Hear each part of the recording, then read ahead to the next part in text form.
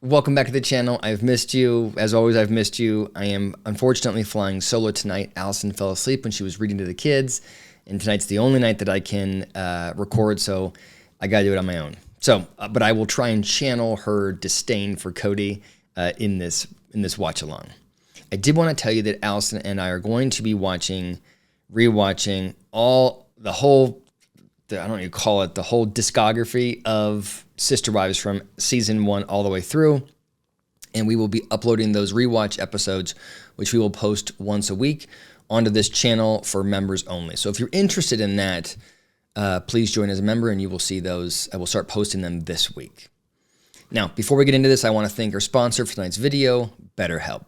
You know, as I've watched this season of Sister Wives, it's been really interesting to see how the different characters have navigated such dramatic life changes, right? And I think about my own life, and as I have transitioned from different phases of life, from going to school to getting married to having kids to getting a job, like all of these transition points have been in many ways rewarding, but they've also been very challenging. And I think therapy can be really helpful as people navigate these kind of life transitions. A therapist will listen, ask the right questions, and help shift your perspective. They can also offer advice and techniques to help overcome whatever the challenge is in front of you. I'm really proud to partner with BetterHelp because they are making starting therapy easier. All you have to do is fill out a simple questionnaire, and BetterHelp will use that data to pair you with a therapist that meets your specific needs. And this process is quick. They can pair you with a therapist in as little as a couple of days. And because they're so efficient, if the therapist they match you with isn't a good fit, BetterHelp will find you a new therapist free of charge. With over 7,000 reviews and a 4.3 rating on Trustpilot, BetterHelp is a platform you can trust. And the best part is, because you are a member of the PSYCH YouTube audience, BetterHelp is offering you a 10% discount on your first month of therapy. All you have to do is go to betterhelp.com/PopPsych, or you can click the link below in the description. I really recommend you try it out. Like in this world, if you've got a guy who 3 of his wives leave, it's a problem with the man. You know it. You know it's a problem with the man. And when you see families where the guy loses all the wives, you're like, yeah, that's him. Isn't it interesting though, when she talks about it, it sounds like this is a relatively common thing where you have a guy that's lost 3 wives, right? Like it's like, you know, not so odd in the faith. Did you like being called a sacred cow? Moo, I don't know, whatever, I don't care. I don't know what that is. I'm trying to think of what to say. I don't like the moo comment. First of all, she knows what a sacred cow is. She's not stupid. And the moo comment, I mean, I guess she feels like she's just been picked on for no reason. So like, what does she do? I mean, I just wish that she would say, it hurts my feelings, it wasn't my intention, right? Like something, as opposed to acting like she doesn't care, because she certainly cares. Do you think Kody has a bias when it comes to you? I don't think so. She doesn't think so? I understand that she doesn't like coming to the tell-alls. I understand she doesn't want to participate. But this thing where she acts like she has 2 brain cells and doesn't get it and won't ask questions and won't engage is, I mean, it's not only is it not entertaining, like I get that like as an audience we would like her to engage, but it also shows you the extent to which she likely engaged with the other wives, right? Like when Robyn doesn't like what's happening, this is probably representative of her response style, which is to check out and act like she doesn't get it and act like she doesn't care, you know what I mean? Versus seeing the problem and trying to work through it. A lot of people want to pin the blame on Robyn. And so I think in a lot of ways, he's made himself even more villainous to kind of take away some of the blame from her. I think I disagree. This kind of references back to what Janelle said last week when she said that Kody was not sophisticated enough to do some of the things that people thought he was doing. I also don't think that Kody has the ego strength to do this. Like, I don't think Kody has the ego strength to put himself out as a martyr to be attacked in an effort to protect Robyn. I'm not sure he has that level of, I think he gets mad when people attack Robyn because he feels like they're attacking him. I think it's still about Kody. For Kody to put himself out to be attacked in an effort to protect Robyn, I think gives him too much credit. He never was this mean. I've never seen him be so mean. And so, yeah, like all the rewriting of history, trying to hurt people. We need to check his blood. Check for that TRT. You shut her down too. I don't care what broke us up. But if you're going to make your future relationships better, isn't it like to have an interesting, introspective conversation? Suki is killing the game so far in this episode. Good questions, good follow-up, holding him accountable, finally. Wrong, how it went wrong, and how do you expect to have friendships? Jill and I were trying to do that. She said, well, if this isn't safe, Yeah. Okay. Listen, Suki. right? I want to shut you down now. I know you guys You can't wanna shut me talk. dodown. Yeah, I can. No, you can't. I don't have to say the answer. First of all, I'd like to give Suki a hug. And I'd like to... I'm sorry. I was at fault too. Is that all anybody's looking for? No. Hey, ladies, I'm sorry. Well, what you just did there was accountability. I would love to have it back. Okay, what's happening here? So Suki is trying to get him to reflect on the things that he did wrong in the relationship. She's trying to get him to reflect on the fact that he showed favoritism to Robyn, which he has never acknowledged, and Robyn has never acknowledged. And he has sort of laughed at the idea that any kind of self-reflection would be of value. Then she shows a clip where he's clearly defending and protecting Robyn, clearly showing favoritism, and his reaction to it is to say, I'd like to shut you down right now. And Suki is being a badass in this interview and not allowing him to do that. And so what he does is he then, like the pendulum swings and he goes, okay, fine, I was part of the problem, I was whatever, like he goes to the extreme, but he never acknowledges what the question really is about, which is, did you favor Robyn? Right? Like that's what we're talking about here. That's what Janelle was reacting to. That's what Suki is asking about. That's the accountability we want him to show. Him just saying, yes, I was part of the problem isn't him really being accountable. What he's essentially trying to say is, look, it was 50-50, me and the wives. And the truth is, it wasn't. It was Kody having an unfair relationship with Robyn. Why couldn't you have a relationship with them again? I don't need it. I just don't like them. What is it about them that you don't like? I don't know. I just don't like them. I like the fact that Suki is pushing the issue because I do think that Janelle is dodging. There's a clear reason why Janelle doesn't like them. And it's not just cause. It's because Kody chose Robyn over her. It's because Robyn put herself ahead of the other sister wives. It's because that unhealthy dynamic destroyed the family that Janelle worked so hard to maintain. Also, Kody has-been, continues to be a shit father to Janelle's kids. And Robyn had major conflict with Janelle's kids. Like, there's lots of reasons not to like them, and Janelle's just not saying it. Sorry, punch you in the mouth. Meri backs right into me. Completely inappropriate. It was funny, but it was also like very inappropriate. All right, I have some thoughts. Okay, I have some thoughts about this. First of all, yes, it was funny and awkward, but they're a little bit acting like 12-year-olds that have brushed up against each other, right? Like these are adults that have been married in the past. Like it's not that uncomfortable. That's the first thing.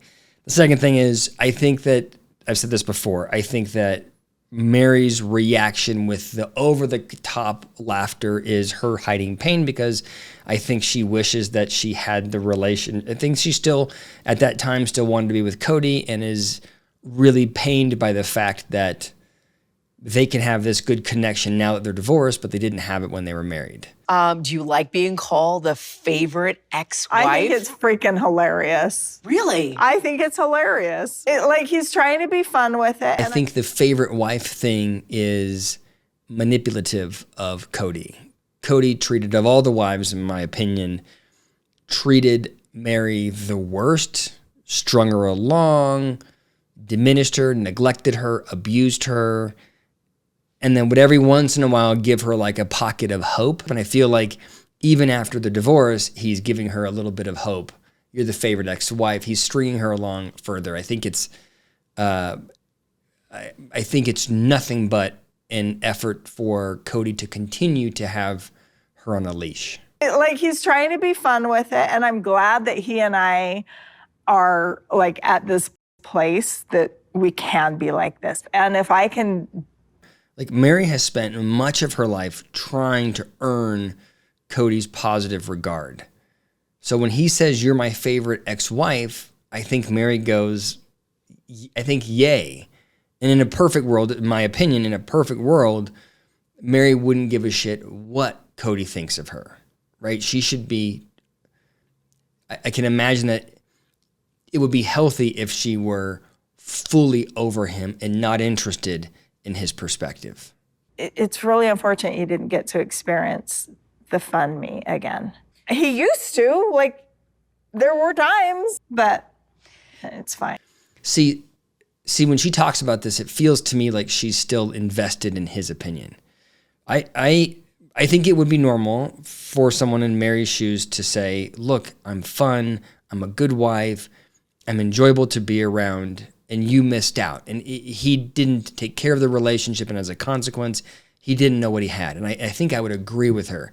But there is a vibe in the way she's saying it, at least to me, that feels like, and she's sort of pining over his positive regard, his opinion. She wants him to feel like he missed out.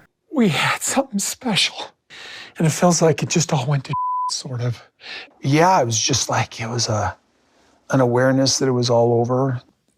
When I watch that now, I think the emotion was genuine. The expression of emotion was genuine, but I think what triggered it for Kody was relief. This idea that he had this contentious relationship with her, which is done. The relationship is over, so he doesn't need to be angry at her or guilty about his relationship with Robyn now, and now they can just be friends.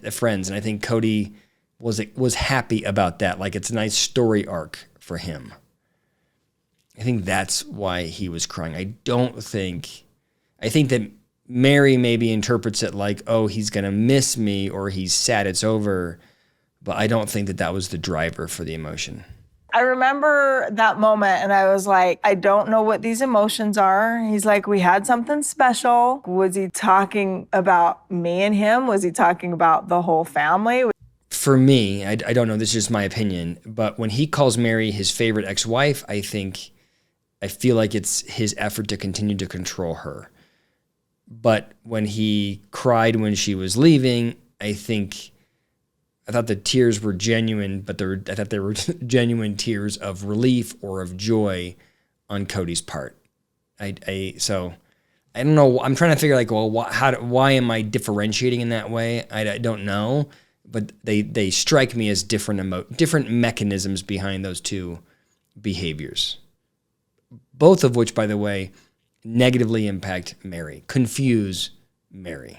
I'm going to use this word. Anybody is going to gaslight me until I say what you already believe with your bias. Doesn't mean to say it, but he wants to say it. He has to say it, and he needs to misuse it. Okay, if there's any gaslighting going on, it is Kody. Let's define gaslighting. Gaslighting is when you do something that negatively impacts other people's emotional position. When they call you out on the thing that you have done, you don't admit to what you did. Instead, you tell them that they are crazy for thinking that thing was done. So, for example, it would be gaslighting to be part of a polygamous family and favor one of your wives. When that favoritism led to negative emotional experiences for your other wives, if you then turned around and said to those wives, I'm not doing anything wrong, you're crazy for thinking that there's something going on between me and this wife, that's gaslighting. Whatever the hell Kody is talking about is not gaslighting.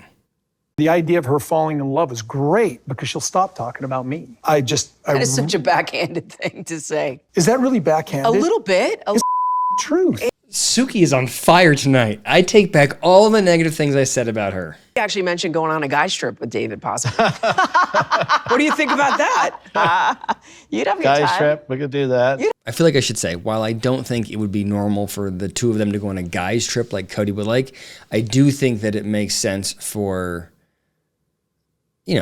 if it was a monogamous relationship and there had been a divorce and you have a stepdad coming in who's going to raise truly Kody's daughter, I do think that they need to have a functional enough relationship that it's not uncomfortable for truly.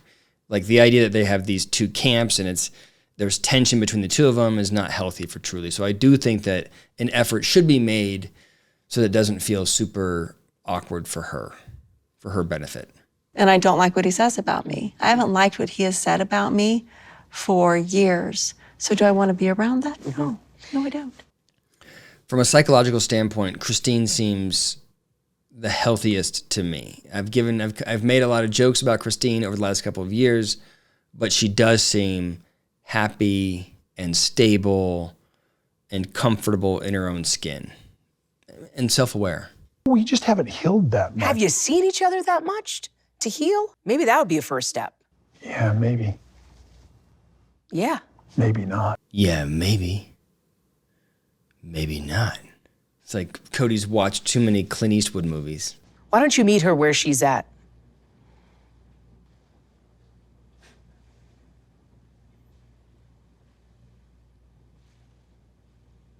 Kody's doing the silent treatment now. He and Robyn have the same strategy for managing Suki. You said she has a way of undermining it. That's your intrepidation?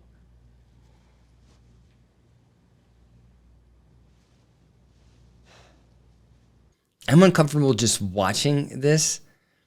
Suki is a hero for her performance in this episode. That to be in the room with him and just let the silence sit would be very difficult for an interviewer. I am super impressed with her. Next time on Sister Wives One-on-One. Well, I think officially Suki won. Kody broke the silence first.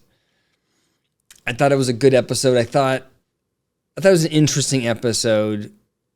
I guess the most important or poignant piece of it was Kody's total inability to hold himself accountable for the favoritism that he gave Robyn. Like I think that's what we learned in that episode, is that there was just no way in hell he's going to objectively evaluate his relationship.